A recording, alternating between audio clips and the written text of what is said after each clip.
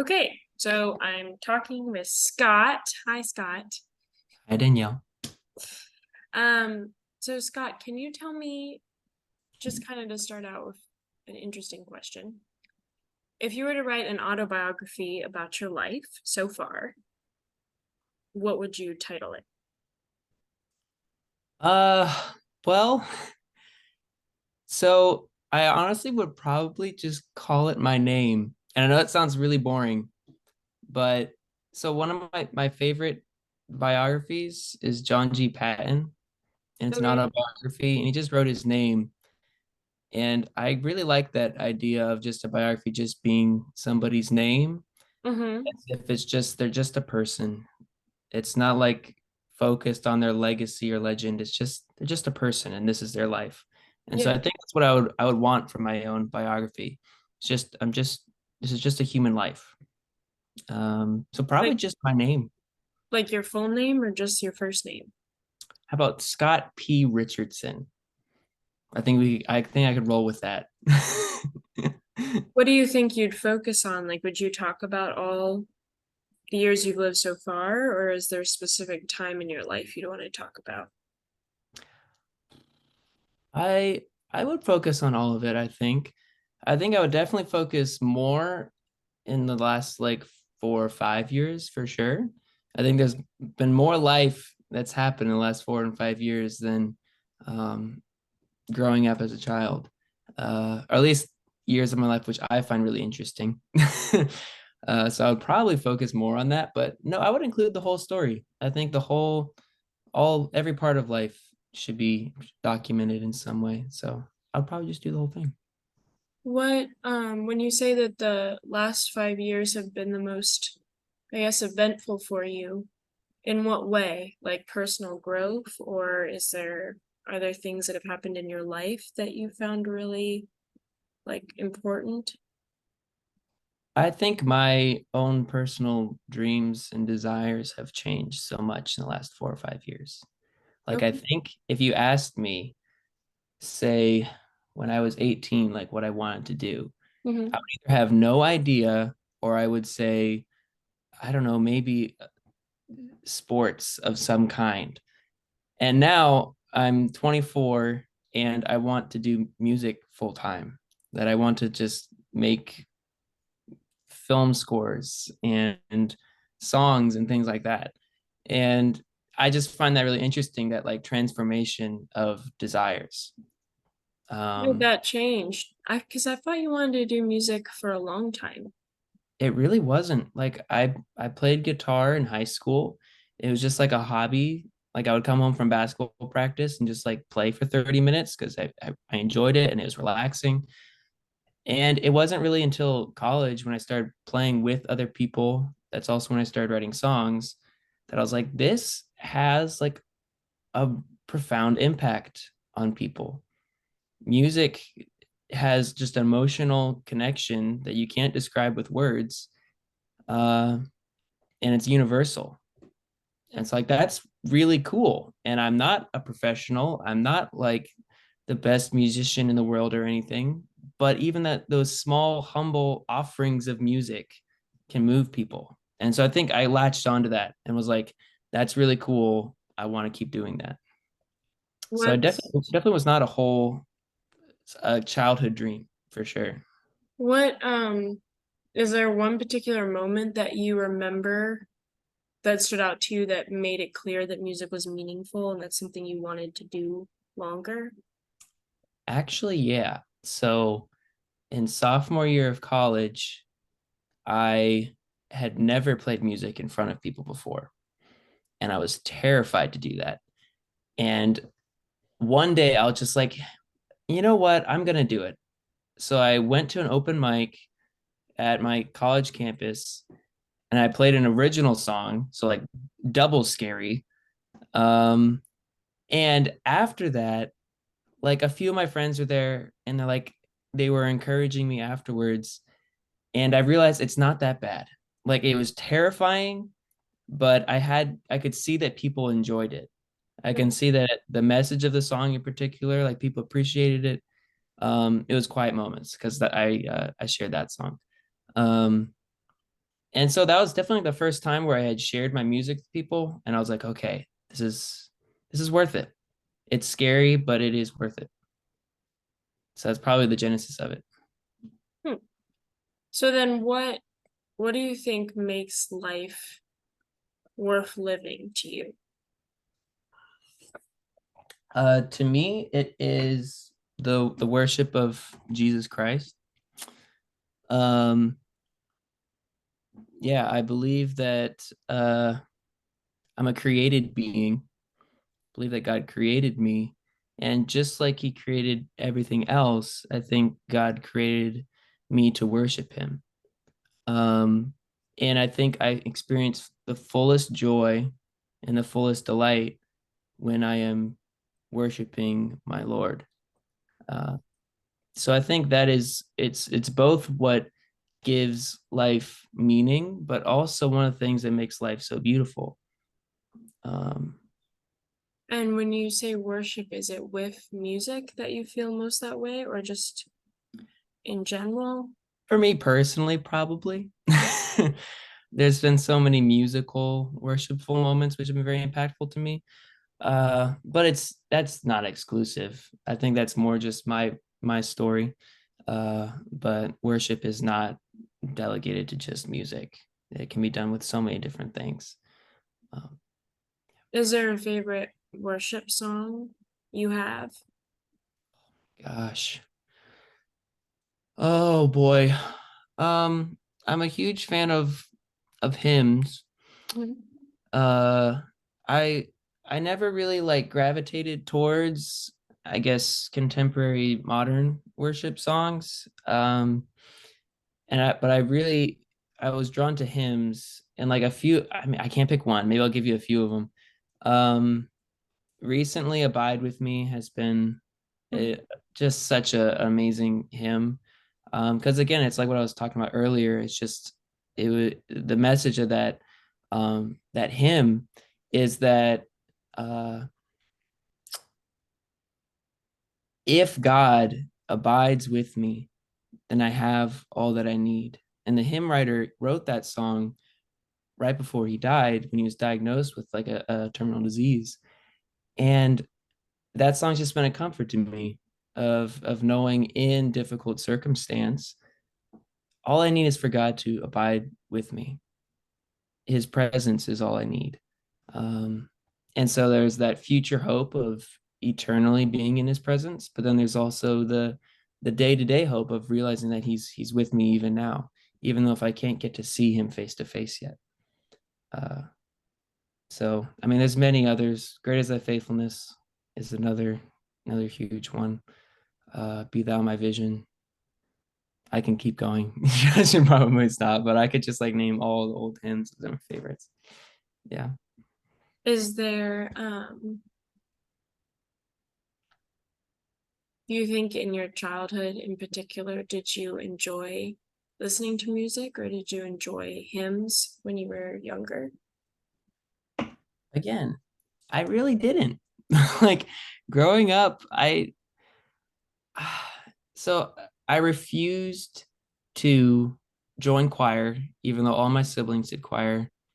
My parents offered to pay for music lessons for me, and I refused because I was just, I don't know if it was a combination of like stage fright or just thinking it was silly or I don't know. Um, and so it's kind of like the same with like growing up with like listening to music, is I didn't really listen to a whole lot. I mean, I listened to what my family would listen to. Um, so we had lots of old CDs in the house, like Fernando Ortega, Chris Rice. We had a Nat King Cole greatest hits album. That one I loved, and I do point to that as like the first like jazz influence I had, and one of the reasons why I love jazz so much and did it in college was just because I had that like Nat King Cole album. uh but it was definitely not like a part of my daily diet. Like sports was my daily diet, and then music was just kind of a little thing on the side.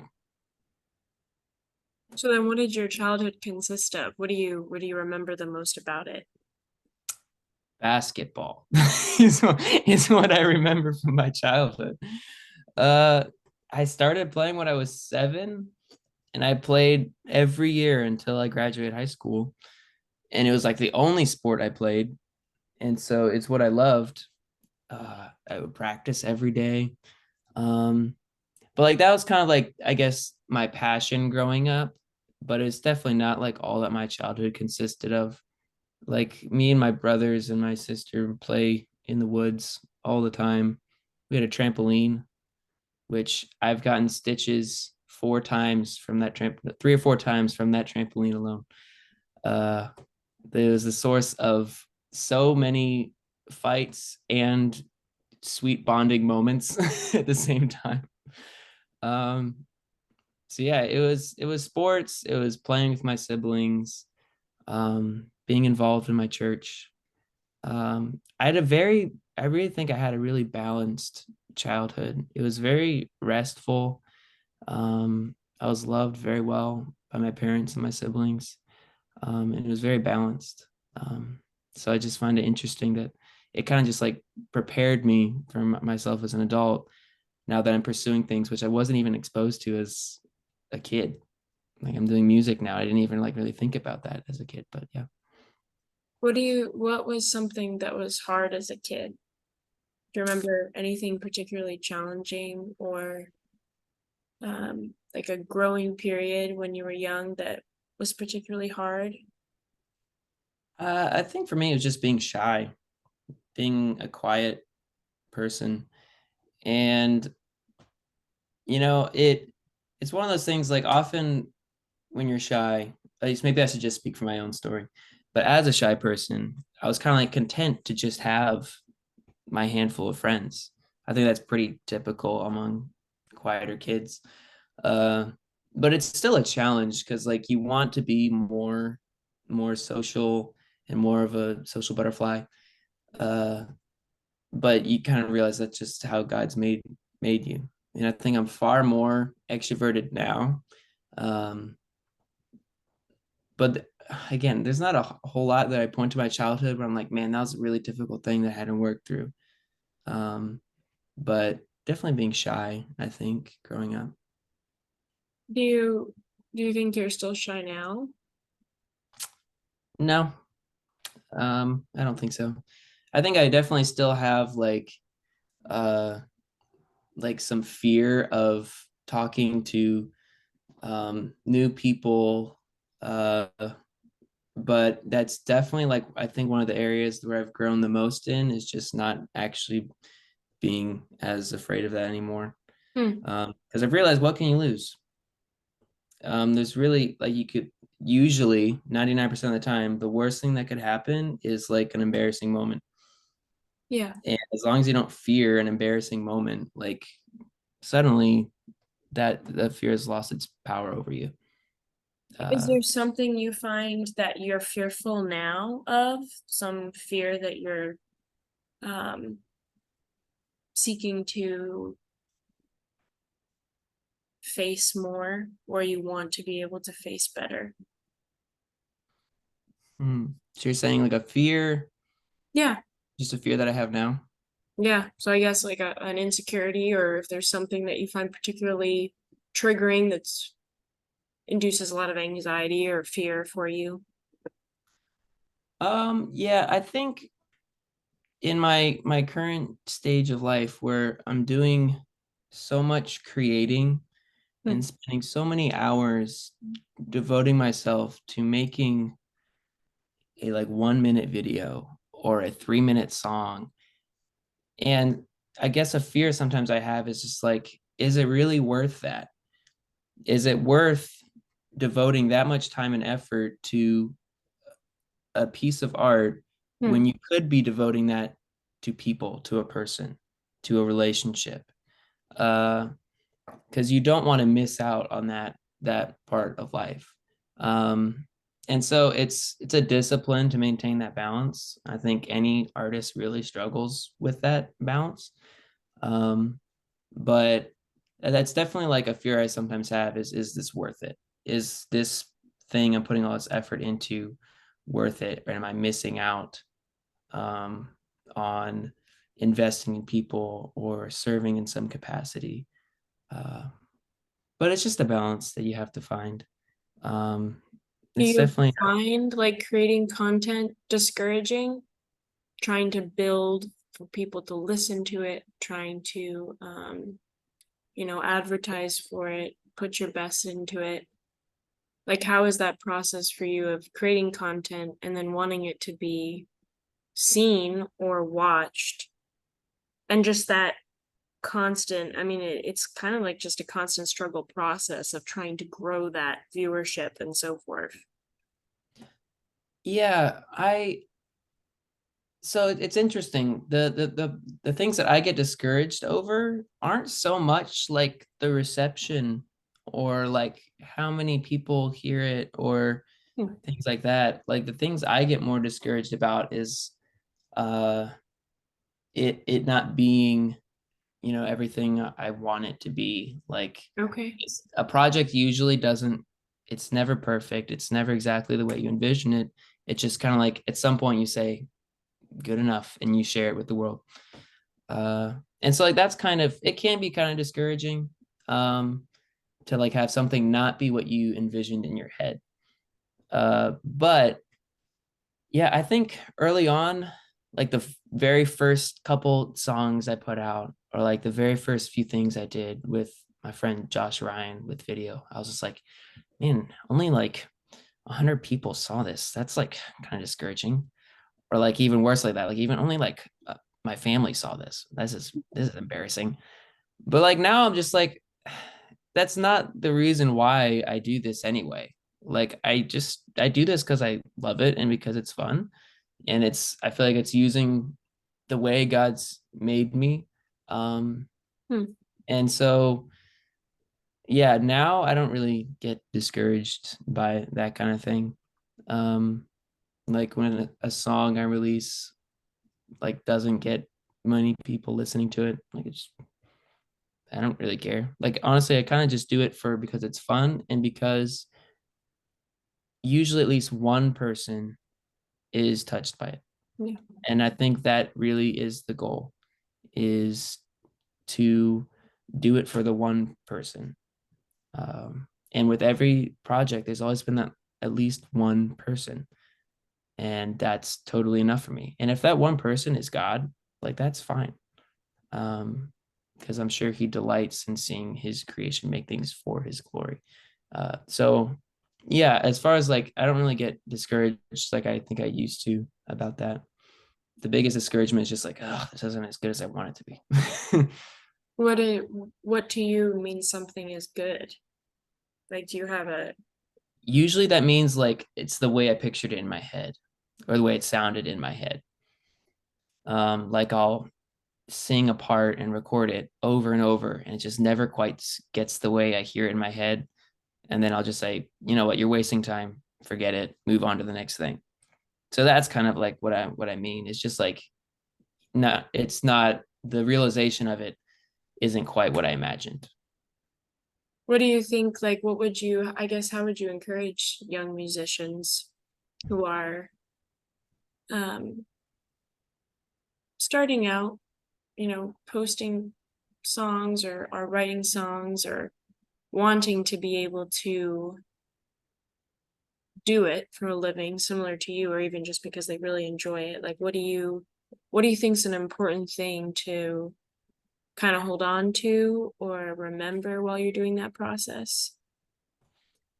Um, it seems so funny answering that question when I'm literally kind of just one of those young people. But I would say like figure out why you're doing it, and if the reason is to be liked, to receive applause, to be famous, anything but just because you like it, then seriously consider, maybe just take some time to reevaluate that if this is the right path. If this is something worth investing so much time and energy and blood, sweat, and tears and whatnot. Because there are many things which are really difficult about it, and it does require so much work. Hmm. And if you're going to do that, you have to love the process. Um, so yeah, I would just say don't pay attention to numbers or things like that. Like if you do this on the side as a hobby, really, for the rest of your life, and you never get enough of a following to actually make this your job, and if you can find a way to be content with that, I feel like that's a good sign that you're doing this because you love music, not because you're doing it for the benefits that sometimes come along with it. Yeah, that's probably what I would say. Do you think it's possible to want both of those things? Sure. No, I think it's pretty common across the board is to want both of those things. I just think, yeah, it's probably just the greater desire needs to be music. I'm definitely, I definitely don't think it's wrong to want um, a stage to share what you're so passionate about. Uh, but I don't think that should supersede the love of the art itself, maybe. Mm. Is there an artist you look up to right now that you want your work, or perhaps your, Lord willing, your music career, if that's in your future, to look like? Um, there's many. Um, I really, there's an artist recently named John Guerra who I've been listening a lot to. And I really appreciate his musical complexity while still uh, writing songs which are for the church. There's songs which are so deeply rooted in scripture and prayerful. I think he describes his music as like devotional. Hmm. Uh, and so I really appreciate that. And those are kind of like two of my goals is to be musically excellent and interesting and not to sound like there wasn't a lot of effort put into I want it to sound like there was a lot of effort and that my musical choices were in service of the story, Hmm. not just because of the limitations. I won't get into theory, but anyway. Uh, but that's something which John Guerra does really well. And so he's an artist who I only discovered recently, who I'm like, that's kind of what I'm trying to do. That's awesome. Um, so that's somebody I point to, but there's so many different artists I could point to. How Um, about like personal life? Somebody that you look up to like character wise or want to be like as a person? Because I know a lot of times with artists sometimes are tortured souls a lot of times. Um, so maybe there are aspects you want to emulate about them, but then there are other aspects you're like, no, I'll pass on that. But like is there a person that you would like to be like character wise? uh, uh, Jim Elliott probably. Um, his book Shadow of the Almighty is very influential to me because if you're not familiar with that book, it's basically just a compilation of his journal entries and letters, Mm-hmm. and so it's basically a window into his innermost parts of his soul. Uh, and something about him which I found very inspirational, which I've tried to in some ways emulate, is his complete peace with submission to the will of God Mm, in missions because he was a missionary. Um, in missions, in his relationships, he was always seeking God first and then um, seeking whatever else after. And I honestly had never journaled before reading that book. And then after reading that book, I was like, I'm going to start journaling. And journaling has had profound impact on my life. Like I started doing that about 4 years ago after I read that book. Uh, so he's definitely somebody I look up to because he's such a man of character. Uh, but while still admitting his faults and being honest with himself in his journal entries, mm, that's something I found really inspiring. Uh, he wasn't trying to deceive himself about where he was with his struggles, mm. uh, which is very honorable and worth emulating. What do you what do you find hard being a young Christian man in this time that we're living now. Um, like, what do you find the hardest thing about just following Christ as a young man nowadays?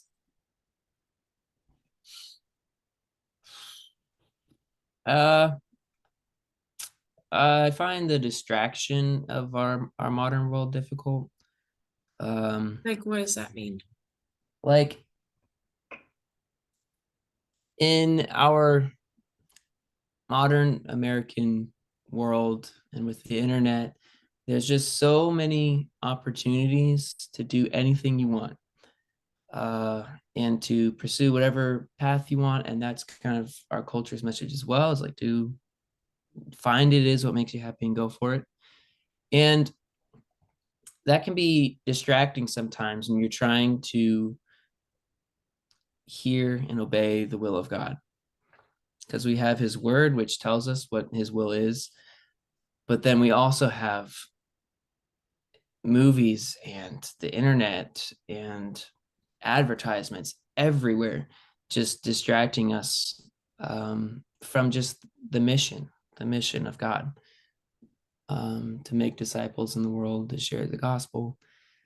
And I think that's something I find really discouraging. What was the word you used? Distracting. Um, in which something can be really hard. But I guess that doesn't really answer your question, because that's more for anybody. It's not strictly being a Christian man. But that's definitely the first thing that came to mind. What's been an example for you in that? Like, do you have a specific example, like a message you've heard from something or something you've seen or listened to that was difficult to work with your faith or in your journey with the Lord? And like, how did you work through that? I haven't answered that question, but it's not as big picture. It just happened to me today. So I'm just like, it's what's on the top of my head. That's Like this afternoon, I got home from work and I have this book I'm reading called Let the Nations Be Glad. It's a missions book by John Piper. And for like a minute, I open it up and I start reading, and I'm like starting to get encouraged, starting to like start to think about good things from his word and starting to like dive into the mysteries of Christ and really enjoying that. And then like some muscle in my body, something just goes out and grabs my phone and looks at it. And then I'm like there for like 30 minutes because somehow I'm like watching like music videos on YouTube for 30 minutes. And like that's like the distraction that I'm talking about. And like it does require just like self-discipline because it's just Mm, so available. But like that's the kind of stuff that just like distracts us, because like those 30 minutes could have been, I feel like that's probably missed opportunity to discover something more about Christ, to discover something more about his word or even about yourself. mm. But instead it was spent in 30 minutes of like distracted entertainment. And those things aren't in themselves bad by any means. I quite enjoyed those 30 minutes. They were great. But then I looked back and I was like, man, that was kind of wasted time. Um, so that's not a big picture thing, which is more, I think, what your question was asking, but that's my first initial answer. How do you tell the difference between like wasting time or just relaxing? It's a good question. Um, I Because feel I like think I'm a for me, terrible like, that's person to, been that's a huge, yeah. yeah. I don't know if I've ever even answered that question for myself, honestly. I feel like I'm a terrible person to ask that, because I get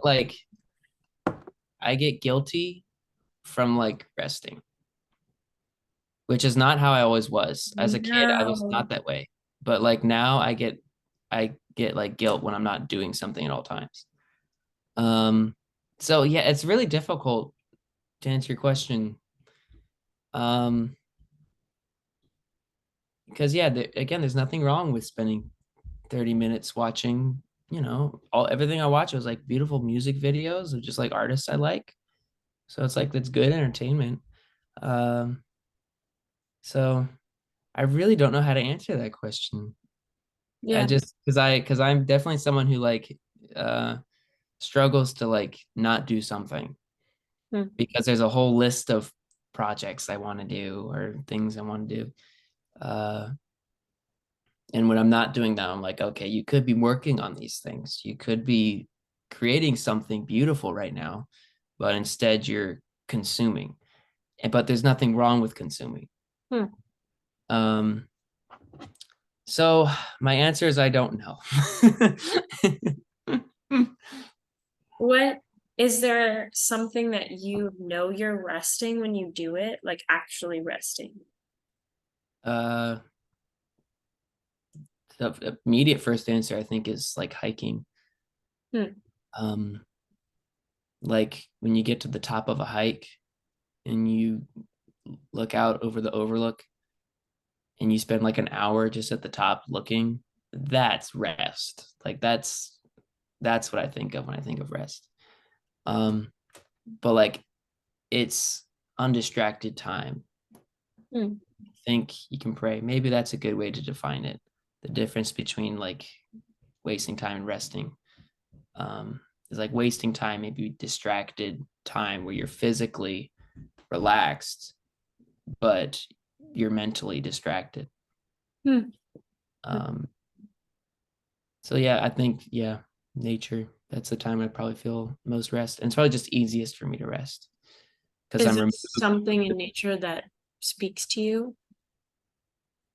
Uh, I mean the woods for sure, but I think like beyond that, like just the sounds of nature in particular. Um, like I can. This is actually kind of a fun childhood story, but like when I was a kid, all of us kids would go into the woods for differing reasons.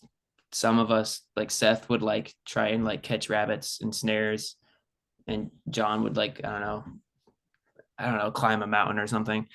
I would often really quietly try and get to like the middle of like a clearing in the woods, Hmm.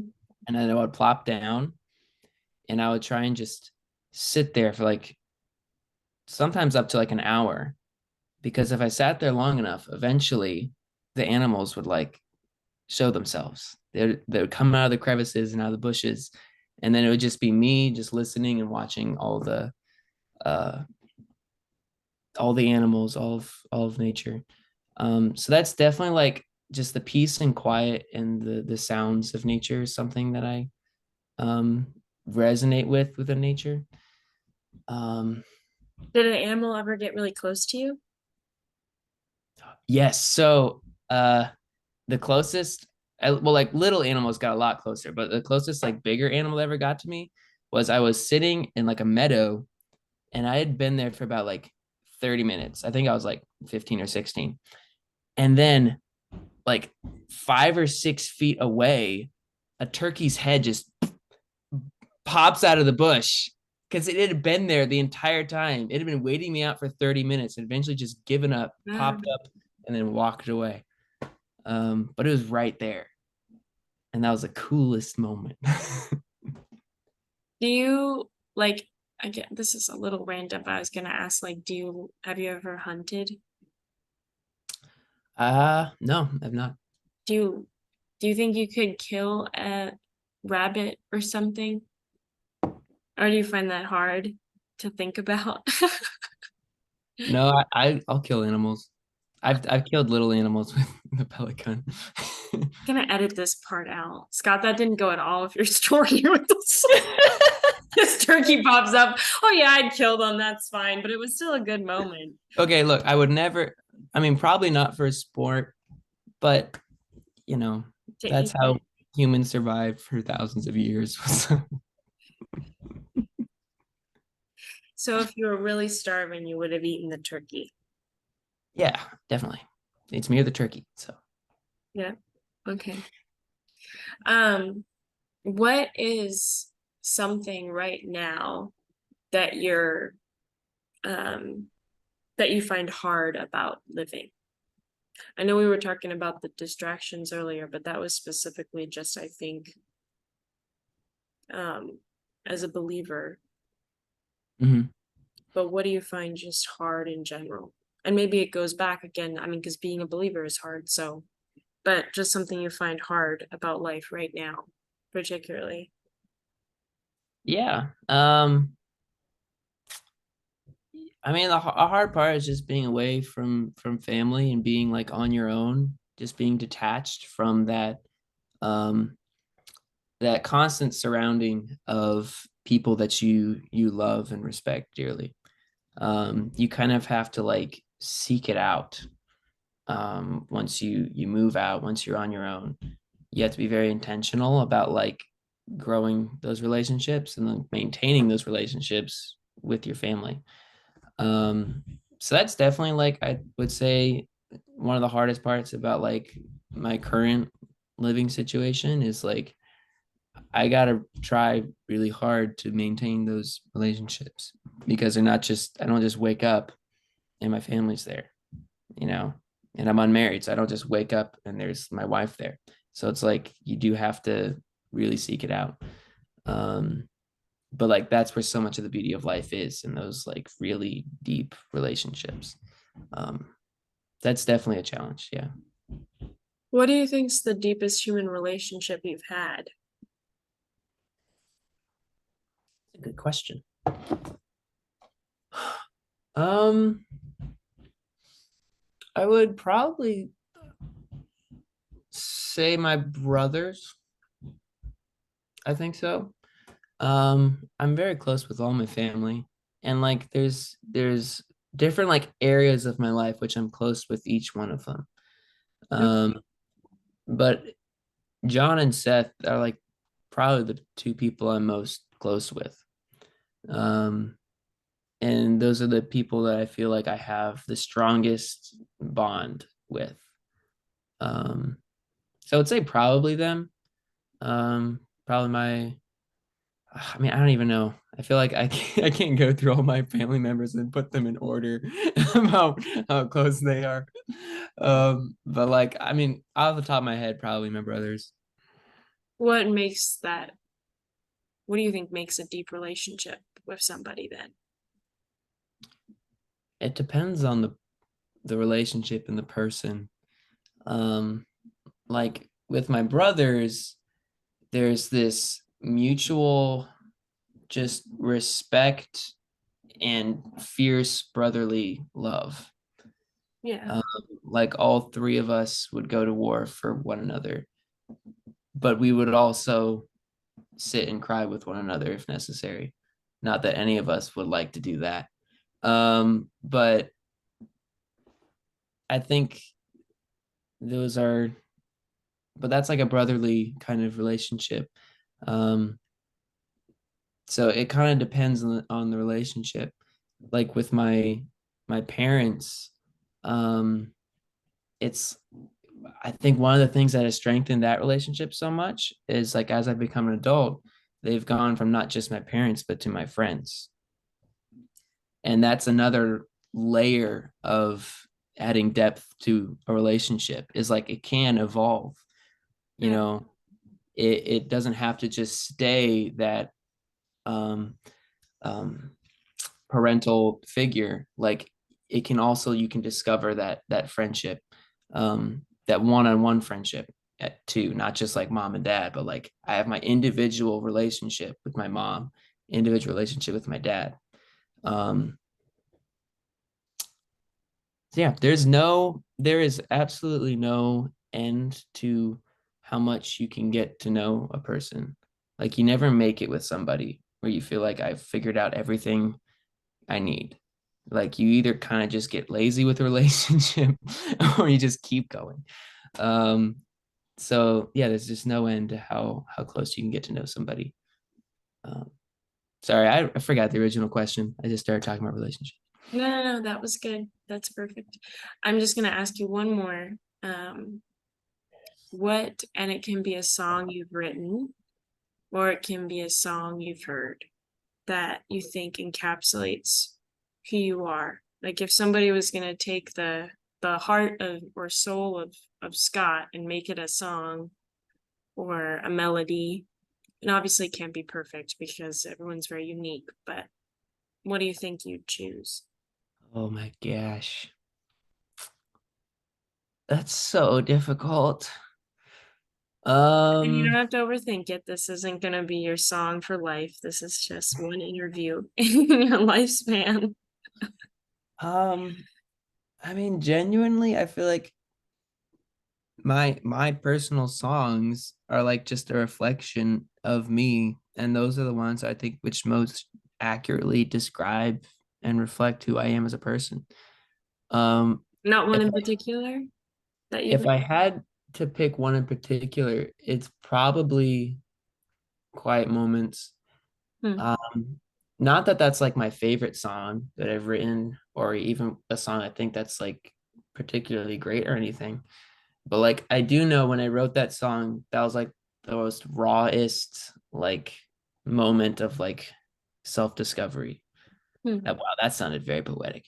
Of just like because that was like one of the first songs I ever wrote, and it was the first time I'd really tried to like put a really impactful life experience into a song. And I think the result was like something which really felt like me, like a side of myself which most people hadn't seen, at least at the time, was like out into the world. Um, and so that's definitely, I if I had to pick one, really tough question, but if I had to pick one, I guess Quiet Moments.